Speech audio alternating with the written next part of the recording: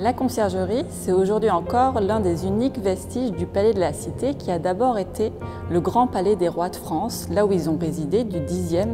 au XIVe siècle, avant ensuite de partir vers d'autres habitations, et notamment au château du Louvre ou encore au château de Vincennes.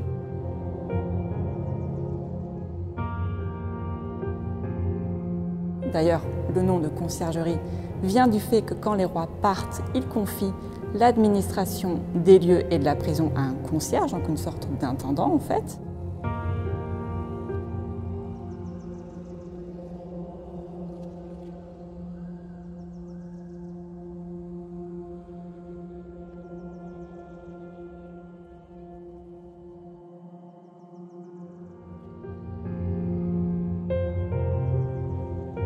Cette grande salle des gendarmes que vous découvrez lorsque vous pénétrez dans le monument.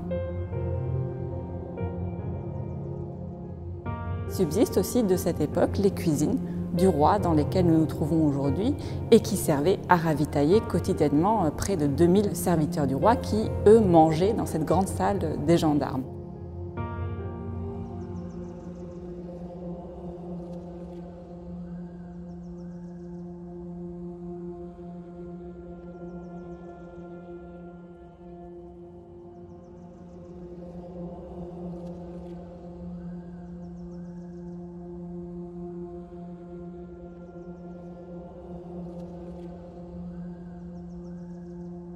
On est passé progressivement d'un palais royal à un palais de justice et pour les besoins de la justice, des prisons sont aménagées.